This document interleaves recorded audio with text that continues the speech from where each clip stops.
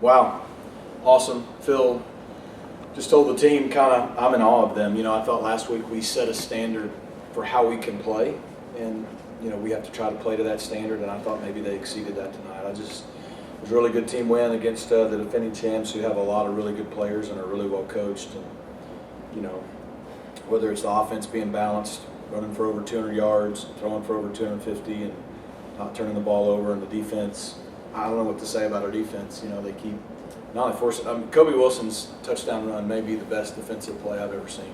Like the whole play, like he was supposed to be tackled or even fumbled from behind like 4 different times and somehow scored. It was incredible. Guys just keep responding. That's what we wanted to do. We wanted to play physical again, and we wanted to just keep responding, and they did that. And so, it only counts as one, but we're real fortunate and thankful to be 1-0 in our first ACC game, and we got 7 more to go. You mentioned the offense being more balanced. What did Kevin just do tonight that we maybe haven't seen from him in the past, and what was it that led to kind of more of an emphasis on the pass game tonight? I mean, last week it wasn't that we didn't want to throw the ball; it's just the way the game went. Right? It was weird. I mean, we still only threw it. What did we throw it 23 times this week? We're going to have to throw the ball, and we love to throw the ball. But I thought Kevin showed who Kevin is. I mean, he played really well. He made a lot of big throws. I think the first one he made on third down early in the game, where he scrambled to his right and hit Jake Bailey, that ended up, I think, helping us score our first touchdown. I thought that was a big play, because we don't punt the ball to them. We were able to score on our opening drive. First time we've been able to do that this year. It was big, and we wanted to get to a fast start. But later against Jake Bailey on a big 3rd and long, the touchdown throws to RJ were incredible. Like some of the throws he made, he did a really nice job down the field of giving guys chances to make plays for him. And then obviously he could run the football. I mean, he played like we think he should play, and he valued the football. And so when he continues to grow, and you could tell he felt like the game was slowing down to him tonight, and that's a fast defense, and he looked fast, but he looked under control. And so hopefully this gives him a boost, and I think he'll just get better and better from here, hopefully. How important is that first drive for the offense, getting Kevin comfortable, getting the offense just... First drives, obviously you want to score, but I think starting fast is important. Even if you don't score, you want to move the ball and have some rhythm. So it's important in general. It was really important tonight. We wanted to start fast against them just because we had been playing well. They'd been struggling. You don't want to give them a lot of momentum early. And so I think it was pretty important, really. I think it always helps settle down everybody's nerves, and if you have any of that just human element of doubt in the back of your mind, it kind of helps subside that. So, Coach, obviously a very emotional day for a lot of SMU fans, alumni, coming back to the Power Conference. Are we able to keep, for the second week in a row, your team passionate instead of emotional? it's tough. Credit to them. Credit to our coaches. You can have an idea or a plan, but someone's got to go execute it. And our coaches do an awesome job in each one of their individual rooms and on each side of the ball of just coaching our guys. And, we talked about this week, it wasn't that we knew who we were playing. We just talked about let's play to our standard, to where we can look in the mirror and feel like, okay, we did our best. We did what we're capable of. And if that's not good enough, then fine. We think it will be. And to your point, like they don't play emotion. They play with a lot of passion. They play with a lot of joy and love. I looked at our D-line when they had 3rd and goal to 3 and then 4th and goal to 2, and they're just out there just getting the crowd up, goofing around, whatever. I'm like, I'm a little more serious right now than you guys are, but they do. They have fun playing together, and it's a great quality that I'm hoping is becoming a fabric of this team, because we're going to need it. We're about to go on the road, and going on the road in a conference like this is totally different, and it's just a new set of challenges. What was the pressure like for you tonight? The pressure? Yeah, for you tonight in this big game. I don't know. I didn't think about it. I wanted to win. It's an opportunity. This is a big moment for SMU, and people have talked about it a lot. We've been talking for 10 or 11 months, so I'm glad we can maybe move on from some of that. But it's all been good. Eric Dickerson was in the locker room after the game and talked to the team, and he talked about, man, we've been waiting for this for 30 years. He's like, this is how we used to play. You made us proud, those kind of things. But, it's hard to put into words in a short answer of all the things that this means to just the SMU family and anyone who's connected to the university, past, present, or will be. But it was a big moment. We're back on the stage. We're playing an ACC game against a national brand, the defending champs.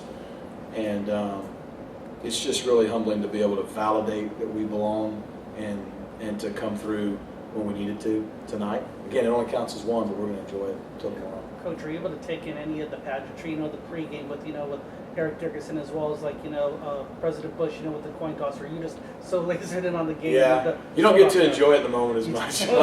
I did get to see President Bush out there, which is always cool, and have so much respect for him. But no, I didn't get all caught up in all that or get to enjoy it either. But it's worth it to get to enjoy that locker room I just got to enjoy. So. RJ talked about at the end the difference 2 years ago when he came in the environment in the stadium. Talk about the fans because it's been bumping all day. Guys, they can feel it, and our fans have answered the call this year. Our student section, like when they were trying to score before half, it was 14-7 inside the 5-yard line. It was loud. It was loud, like a big-time college football stadium is supposed to be loud when you're at home and make it tough on the opponent. Our guys feel that. They love that. We love that they're there when the game starts, like from the students to the fans to the people in the boxes we can't see. It makes a difference. Now, what we have to learn, and we'll be honest, to grow to, is we have to stay till the end of the game. And we beat the dog out of TCU last week, and we just beat Florida State. It should be packed at the end of the game, celebrating, going crazy. So that's the next step, I think, for us as a family, a fan base, a team. But they make a big difference, and our players feel that, and we can't thank them enough. I know you had one back there. Coach, what happened on that punt out there? Can you? I don't hear well. What happened to that punt? Not end zone for safety? Yeah, we snapped it over his head, but it looked like 4 or 5 yards. And I was mad at first because they told me they hit our deep snapper, which you're not allowed to do, but they didn't. Look, Will's been awesome. That's what we told him at halftime. We got beat on the left side on the field goal between our left wing and our left tight end. That can't happen. And then we had the bad snap, and then we had the fumble snap. So, we had some critical errors in our teams. I thought we covered kicks well. Their kicker's so good, we knew we weren't going to get to return any. Roderick's usually really reliable. You could tell he was struggling a little bit tonight. But we told him at halftime, man, you guys have snapped a ton of punts. We've kicked extra points and field goals forever. Just go out and do what you know what to do. Don't forget that it happened. But it wasn't good when it happened, And I was probably a little conservative backed up. I was trying to get to the half. We weren't able to run it at the level we wanted to. They did have 2 timeouts. And shoot, we may have saved a point because their kicker could have made it from anything inside the 50. So. You mentioned going on the road. How do you guys feel going into your first away game in the conference? It's a great question. I have no idea yet. I'll be honest with you. I'll let you know tomorrow after I wake up. I've been to Louisville. It's a great setting. It's a great crowd. They are incredibly well coached. They're as well coached as anybody in our league. I have a ton of respect for how they do things. And tomorrow I'll go to church and eat lunch, and then I'll start to worry about that. It's a fair question. Last week you talked about Rashard last week, but just knowing that you have a weapon like that, at any point in time, he gets the ball, there's a chance that he's going to make a big play. You as a coach, how great is it to have a weapon like that? Oh, it's huge. And you see the versatility he has. He can run in between the tackles. He can run outside. He can catch the ball out of the backfield. We flexed him out thinking we'd get the matchup on the linebacker. But because we had already, we scored a touchdown on RJ, got him matched up on a linebacker, and did a few other things throughout the game, they said no more of that. So the safety went out and covered him. He was like 10 yards off. We ran a double move, thinking we were going to match him up on a backer. It was a safety, and it didn't matter. Now, Kevin made a great throw, and he made a great catch. But that's a big-time catch, and that's a running back. You see some of the catches he makes that are high. It's a weapon for us. It's a weapon for our run game because our O-line's blocking really well, but to be a good running team, your running backs have to get one. They have to make somebody miss. You can only block it so well, and if you only get what it's blocked for, you're always just going to be okay, no matter how good your O-line is. And so he's allowed us to be explosive in the run game, which is going to continue to allow our offense to be explosive. So he's definitely a weapon. And I can't say enough about Roderick Daniels, guys. He's a receiver that went and played running back, carried it 15 times against Florida State tonight. He's just a winner. Rashard was making an impact from the jump, but have you seen him grow? Obviously, as someone who's not been playing running much of his career, have you seen him grow through his first 5 I have seen him grow. He's grown in pass protection. He's grown in the overall grasping of it. Some guys, God gave the ability to, when you hand them a football, they know how to run with it. That guy knows how to run with it. So, hand it to him. Your defense got you 3 interceptions, held them to less than 3 yards a carry. Florida State completed barely a third of its passes. What did you like best about your defensive performance tonight? Everything. It was dominant. That was a dominant defensive performance. To your point, they ran 60 plays, under 300 yards. They were 12 of 34. So they threw us 1/4 as many as they completed to themselves. And, 75 yards, just 2 weeks in a row. Like, it just shows that, and that's what we've been preaching. Like, we have to run the ball and stop the run to be able to compete at this level. And I think our defensive staff, Scott Simons and that staff deserve so much credit for the consistency and the confidence our guys are playing with. And they're not just stopping the run and getting off. They're scoring points, and they're setting up the offense. And so, this is what we had hoped for and envisioned at SMU. To win a championship or to get to this, we have to be able to play offense and defense. And so they're playing with a lot of confidence right now, and I'm not going to tell them they shouldn't be. What big game characteristics does Kevin have, and what do you see out of the best quarterbacks in big games? I think one of his biggest big game characteristics is I don't think he knows it's a big game. I don't know. You'd have to ask Coach Todd at SOC about the state title game, but Tulane and even the bowl game and rain, and then these last 2 games. He just goes out and plays, and I think he has a great quality that a lot of great players. He doesn't take himself too seriously. A lot of times people do, and I don't know how you teach that, but he just doesn't. He's in the moment. He trusts his teammates. He loves the game. He has fun. He has a short memory, so he's able to go on to the next play. So hopefully it'll help him continue to grow. For coaches, for the program as a whole, how high does this win measure up? I don't know if I can speak for the whole program because I'm only on year 3, but this has to be one of the bigger moments for a program, right? Look, last week was great as a rivalry game. This is different. We beat a national brand, the defending champs in our first ever ACC game to just at least validate we belong. Now, again, it's not going to score us 1 point or gain us 1 yard next week or the next week or the next week. And there's a lot of good teams in this league. So we've got our work cut out for us. But I do think it validates that we feel like we can add value to this league. But just for so many people that have been SMU fans from all the way for 40, 50 years and gone through the last 40-year journey, I think just it's probably a lot of validation for them. And that, like Eric said in the locker room, we're proud of you guys. We want to have a program that the SMU family's proud of. We're not going to win every game, but we sure want to make our fan base and our alumni proud of how we play and what we do. And so I think for those reasons, this is a big game. It's a big moment. And we'll look back at the end of the year or whenever and probably realize it. Right now, we don't have a lot of time to reflect, but I do think it's a big deal, yeah. Coach, on that ball that Jonathan McGill intercepted, gave to his parents, Florida State took it back because it's their ball. Are y'all going to get the McGills another ball? So what happened? The Florida State took it back because it was a Florida State ball that he gave to his parents. Yeah, I didn't know he gave it to his parents, so that's awesome. Cool. I guess he's trying to do Isaiah what Kobe did last year. It's probably good we get that they gave it back. I guess that technically would be stealing. So, it's called a turnover within the confines of football. It's stealing outside of it. So, if the McGills need a football, we'll figure that out. Coach, you touched on it. Just not that off of our program. It's typically if they're going to have like a month stretch, it would be at home, for 4 games. You're going on the road for a month. 6 weeks before we get to be here again. Yeah. Wow. Yeah, only 3 games. But sounds a the little more bye, dramatic. But yeah, no, it's. We want to be in this kind of conference and compete. We're about to find out, because we're about to go to one of the best venues in our league to play, and then we're going to go as far west as you can go and as far as east as you can go, back to back, and against 3 outstanding coaches. I know 2 of them very well and have a lot of respect for the other, and so. But we're going to enjoy this. They had not given up over 29 points as a defense in 17 straight games, dating back to the beginning of last season, if you don't count the Georgia game. That's a caveat, but the whole team opted out. So all 12 regular season games in Louisville last year and 4 this year, they've not given up over 30 points. They've been playing really good defense. And, and then the stat I was told this week, all the way back to when Utah and TCU went to the Pac-12 or the Big 12, and then the 4 schools last year. Those 6 teams were only 1-5 in their first ever game in a conference, and none of them have ever had a winning record in the first year in a conference, winning conference record.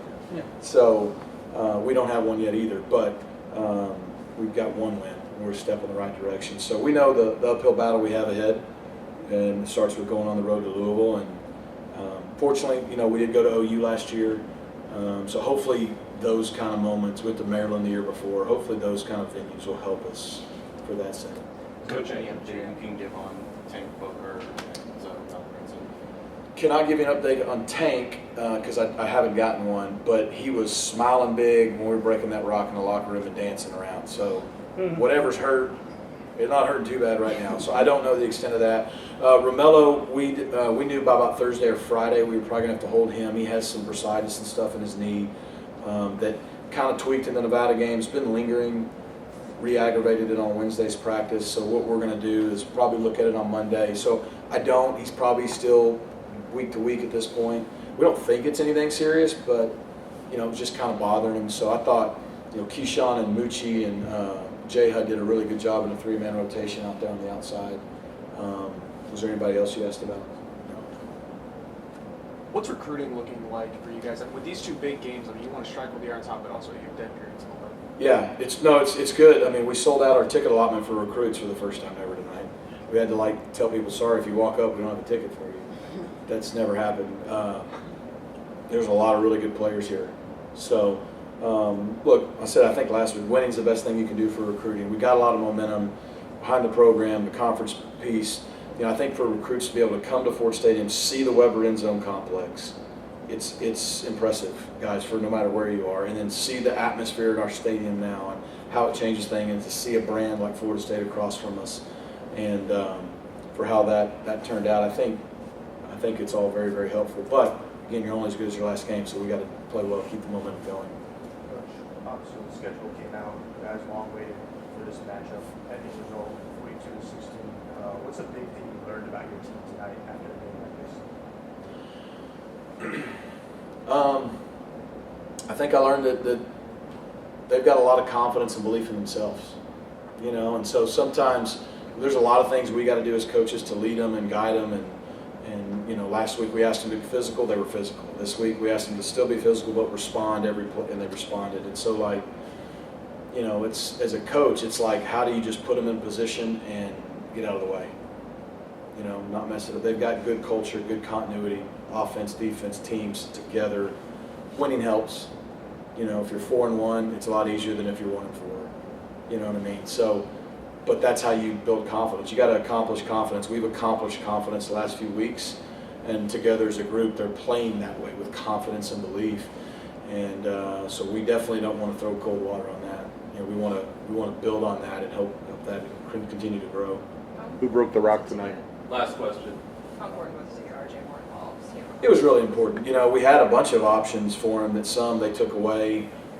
We felt like their length at corner was, we weren't scared of them. We had guys make plays, and after being on the field with them, I feel like our guys belong. But we felt like they had length and speed at corner, but between RJ and Jake Bailey and the running backs, we could match up on safeties and linebackers and have some success. We had some other opportunities that didn't come to fruition the way we wanted. Some we didn't call.